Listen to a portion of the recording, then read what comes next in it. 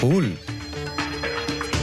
তুমি ছিলে কোথায়? কখন থেকে তোমায় খুঁজছি। আর ওই আমি বাজারে গেছিলাম।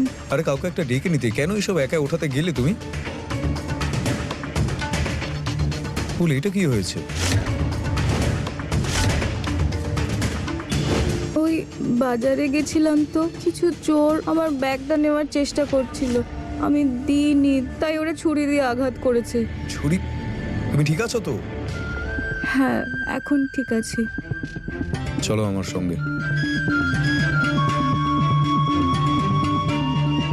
একদম ঠিকঠাক হচ্ছে যা হচ্ছে। ওদিকে ছন্দকে সেট করলি আর এদিকে ওর বউয়ের দেওয়া আঘাত দেখিয়ে এর মনে জায়গা করে নেব।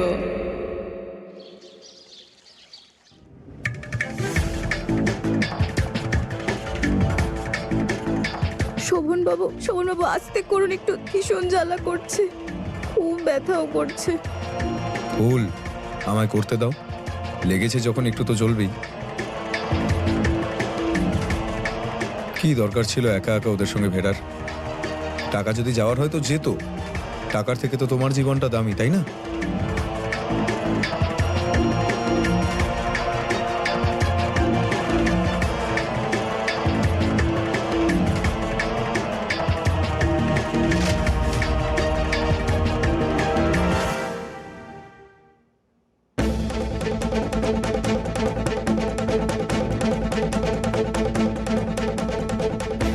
আপনি চলে যান বললেই আমরা চলে যাব না।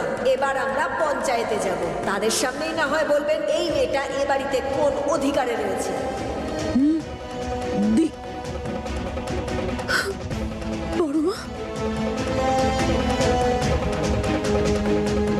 বড় মা, আমার খুব দুশ্চিন্তা হচ্ছে।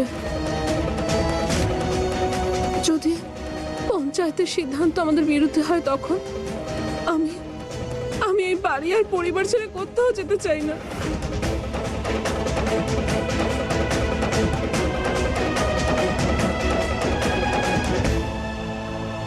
বড় মা, আমায় আপনি ক্ষমা করবেন। আপনি এমনিতেই অসুস্থ, তার উপর আমি আপনাকে আরো বিরক্ত করছি।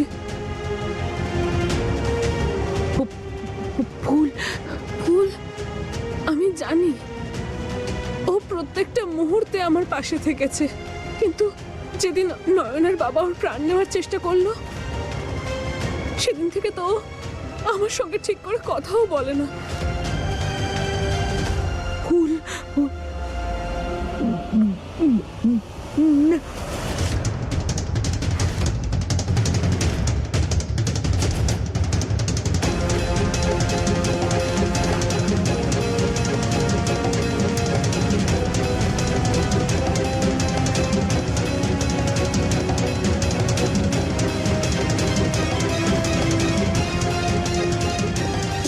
বড় মা, ফুল কি?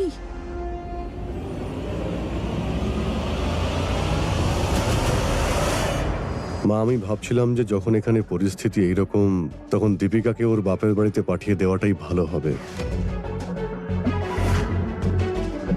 আর তারপরেই পরিস্থিতি যখন ঠান্ডা হবে তখন ও চাইলে এখানে ওকে ফিরিয়ে আনবো।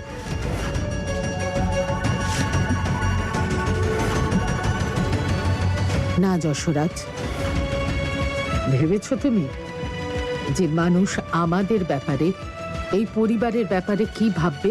যে নিজেদের বৌমাকে রক্ষা করতে পারিনি তাই ওকে পাঠিয়ে দিয়েছি। কালকে পুজো, বাড়িতে লক্ষ্মীকে স্বাগত জানাতে হয়। বাড়ির লক্ষ্মীকে বাড়ি থেকে বের করে দিতে নেই। আমাদের মানুষের প্রশ্নের উত্তরও দিতে হবে আর সঠিক সিদ্ধান্তও নিতে হবে, কিন্তু সেসবের আগে দীপিকা বৌমা কিসে খুশি থাকে সেটা সবার আগে খেয়াল রাখতে হবে।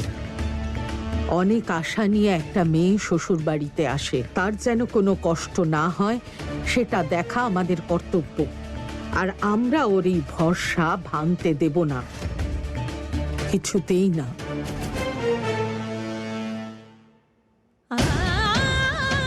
আমরা জানতে পেরেছি যে এই বাড়িতেও এক অল্প বয়সী বিধবা রয়েছে, সেই জন্য ওনাকে সাথে করে নিয়ে যেতে এসেছি। মা, আমি ভাবছিলাম যে যখন এখানে পরিস্থিতি এইরকম তখন দীপিকাকে ওর বাপের বাড়িতে পাঠিয়ে দেওয়াটাই ভালো হবে।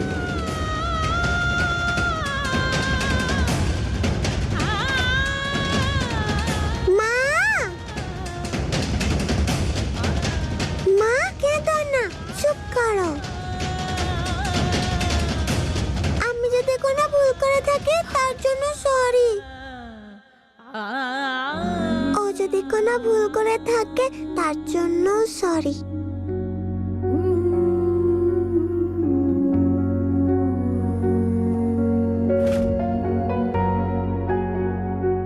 নয়না, যাও শোনা, বাইরে গিয়ে খেলো।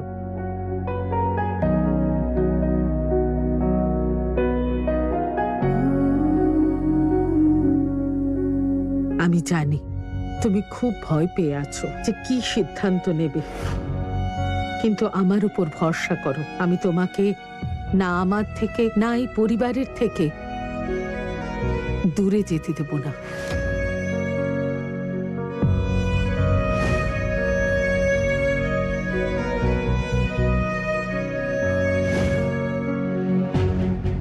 মা ঠাকুরন, একটা বিধবার কি শুধু নিঃশ্বাস নেওয়ারই অধিকার আছে, আর কোনো অধিকার নেই? আমার কি এই সিদ্ধান্তটা নেওয়ার অধিকার নেই যে আমি কোথায় থাকবো? মা ঠাকুরন, যেদিন আমি এই বাড়িতে বউ হয়ে এসেছিলাম না, আমার মা বাবা আমাকে একটাই কথা বলেছিলেন যে এই বাড়ির লোকজনই আজ থেকে তোমার আপন। আর এখন যখন আমার স্বামী নেই, সব বদলে গেল। সব সম্পর্ক, সব অধিকার শেষ। না তেমন হবে না, তেমনটা হতে দেব। যদি প্রয়োজন পড়ে গোটা সমাজের সঙ্গে যুদ্ধ করব, প্রাচীরের মতো দাঁড়িয়ে থাকবো তোমার সামনে।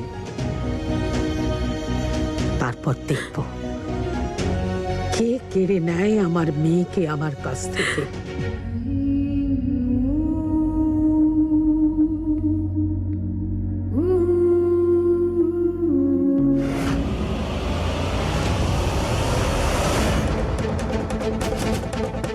খোলো আমায়, কি শত্রুতা তোমার আমার সাথে? খোলো, কেন বন্ধ করলে তুমি আমাকে এখানে? খোলো আমায়, বের করো আমাকে এখান থেকে, বের করো।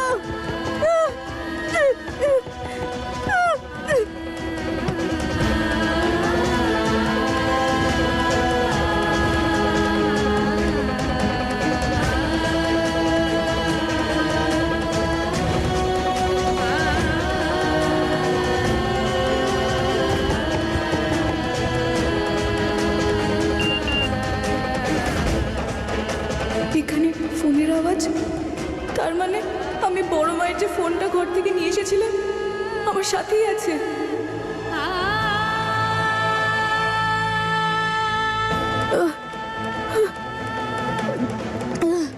এখানে এই একটাই রাস্তা আছে আমার কাছে, যেভাবেই হোক ফোনটা আমার কাছে এনে দাও, যাতে আমি শোভন বাবুর সঙ্গে একটু কথা বলতে পারি যে আমি কোথায় আছি।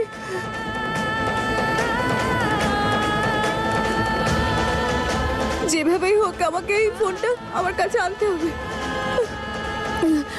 কি করব, কি করে আনবো এই ফোনটা আমার কাছে?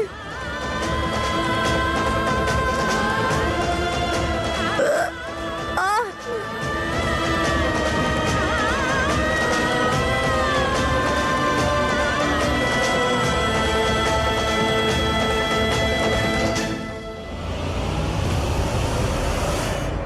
ভুল, ভুল, ভুল। হ্যাঁ বড় মা, ভুল চলে আসবে। আপনি আপনি এখন বিশ্রাম নিন।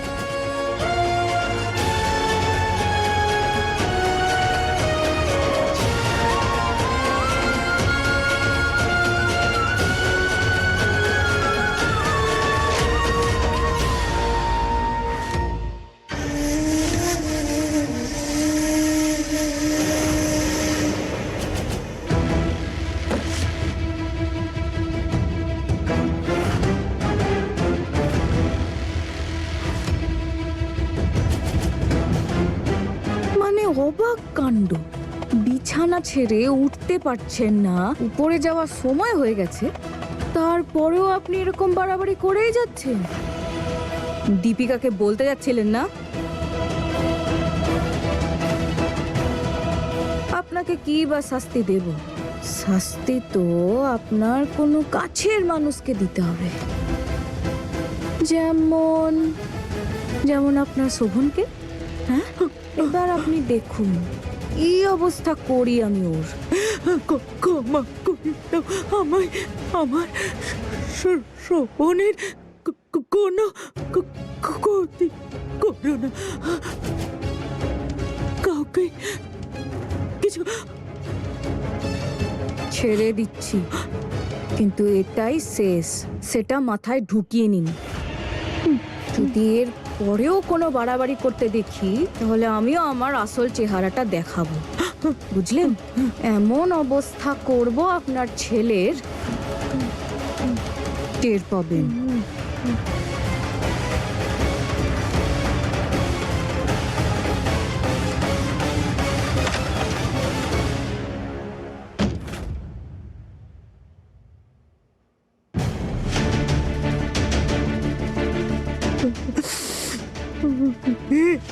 ভগবান কেন করছি এইসব? কেন এখন এই বিপদ থেকে ফুলমাই আমাদের বাঁচাতে পারে? কোথায় তুমি ফুল? এসো। কেউ আছেন? কেউ আছেন? আমাকে একটু সাহায্য করুন, কেউ আছেন? খোলো আমায়, খোলো, বের করো এখান থেকে আমাকে কেউ। শোভন বাবু, কেউ আছেন? আমাকে সাহায্য করুন।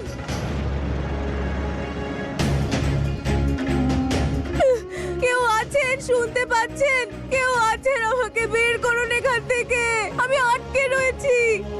কেউ আছেন?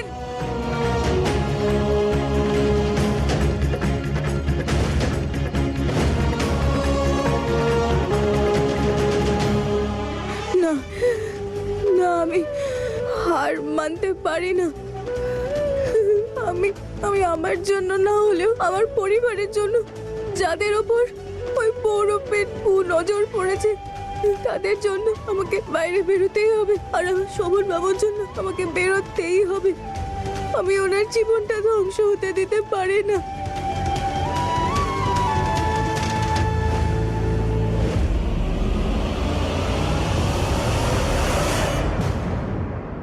গুরু ব্রহ্মা গুরু বিষ্ণু গুরুদেবা মহেশ্বরা গুরুর সাক্ষাৎ পরব্রহ্ম তস্मै শ্রী গুরুদেবায় নমঃ। পুরোহিত মশাই, প্রত্যেক বছর এই সময় আমরা বাড়ির মেয়েদের জন্য পুজো দিই। আপনি আপনার মেয়ের নাম জোরে বলুন। আমার মেয়ের নাম ফুল। আর আমার মেয়ের নাম রানী। দিন দিন। सर्वमंगल मंगल शिवे सर्वार्थ साधिके शरण्य त्र्यंबके गौरी नारायणी नमस्तुते। मंगलम भगवान विष्णु मंगलम गुरुजा मंगलम पूर्णी कक्षवा मंगलम तनुहरि। এই নিন ধরুন, আপনিও নিন।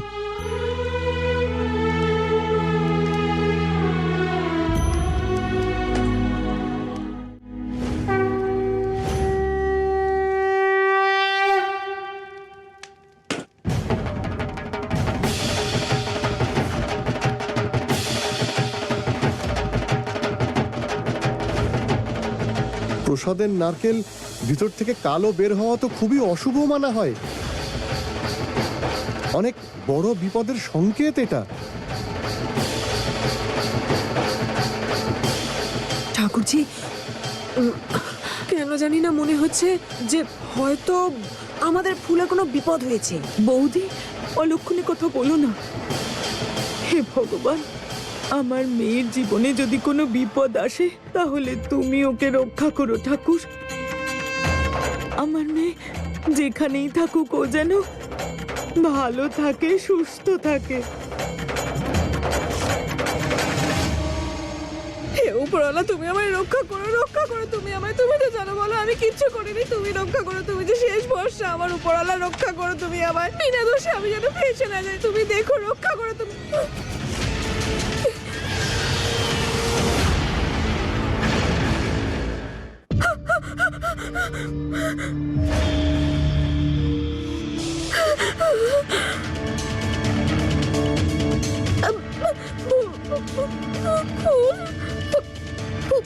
ফুল, আমি তোমাকে মারিনি, আমি তোমাকে কিচ্ছু করিনি। তোমাকে না, তোমার যে ডুপ্লিকেট আছে ওই বদমাইশ মেয়েটা ও মেরেছে, আমি কিছু করিনি তোমাকে। আমাকে এখান থেকে যেতে দাও, আমি কিচ্ছু করিনি। তুই আসল ফুল আর কাবেরীকে আলাদা করে চিনতে পারছিস না? ফুল নই আমি, কাবেরী। তুই তুই ফুলকে না, আমি কিছু করিনি। তাও ঠিক, আমার তো ভীষণ চিন্তা হচ্ছে রে তোর জন্য। কি বাজেভাবে ফেসে যাবি তুই। আর ভাব যদি তোর ওই ছোট গিন্নিমার কানে এই কথাটা যায়, তাহলে কি অবস্থা করবে তোর? তোকে তো উনি আর আস্ত রাখবেন না। আর এমনিতেও ওই ছুরিটাতে তো তোর হাতের ছাপও আছে। না না না না না, যাবজ্জীবন? না না না, ফাঁসি। না না না না না না। শান্ত হ, শান্ত হ। আমি তোকে বাঁচাতে পারি। তোর ওই রাগী ছোট গিন্নিমা আসার আগেই আমি ওই ফুলের চ্যাপ্টার ক্লোজ করে দেবো। আর আমরা বলবো যে ফুল শাস্তি সহ্য করতে না পেরে নিজেই নিজেকে শেষ করে ফেলেছে।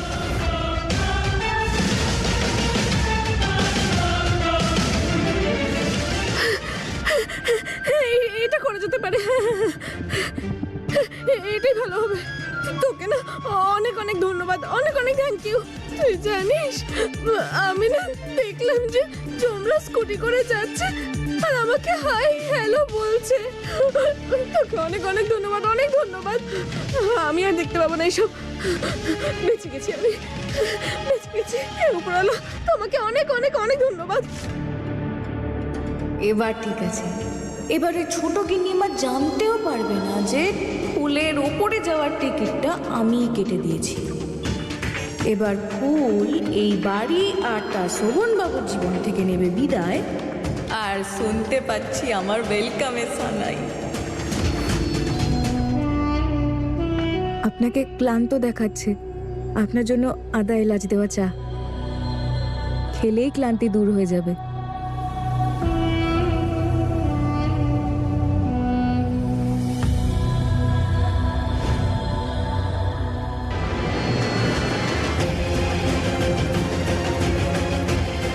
ফুল,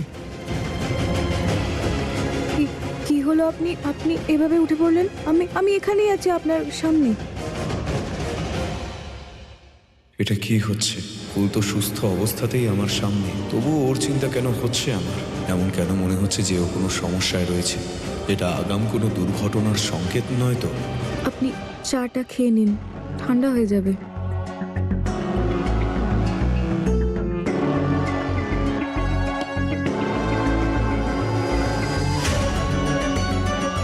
ফুল, এই চাটা অন্য চা।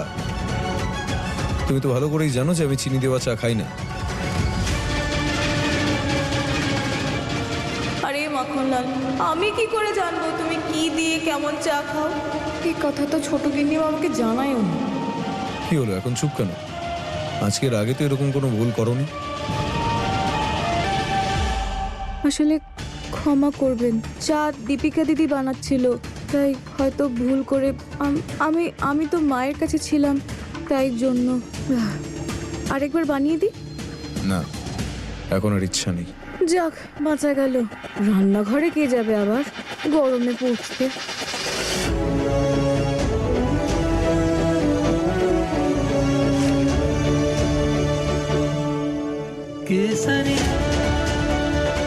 তোমাকে অনেক অনেক ধন্যবাদ কানাই।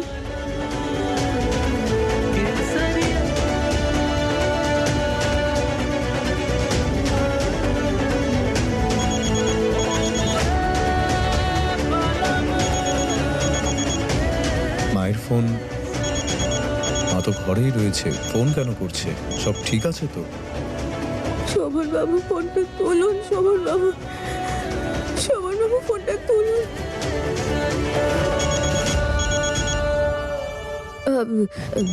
ওই মায়ের ফোন হতে পারে, ওনার কিছু দরকার বা কোনো সমস্যা হয়েছে। আপনি ফোনটা ছাড়ুন আর যান, গিয়ে দেখুন। দেখে আসছি আমি।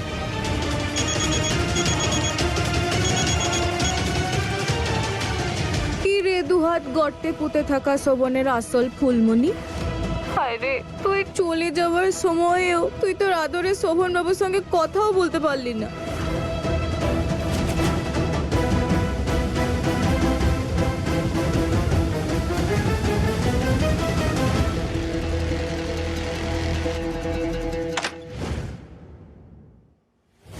মা তো ঘুমোচ্ছে, তাহলে আমায় ফোনটা কে করলো?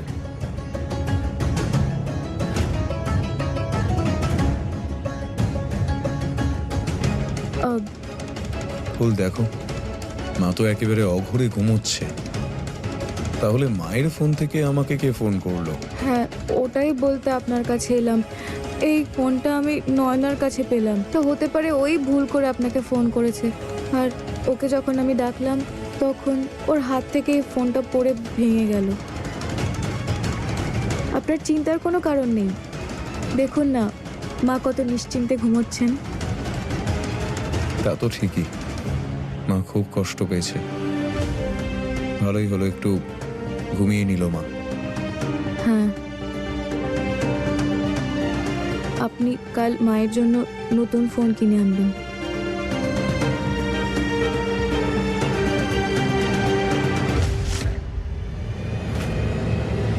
ঠিক টাইমে ওনার ফোনের মতন দেখতে আরেকটা ফোন পেয়ে গেছিলাম, নয়তো সিচুয়েশন সামলানো চাপ হয়ে যেত। আমার মাখনলালের মাথায় না ভীষণ বুদ্ধি।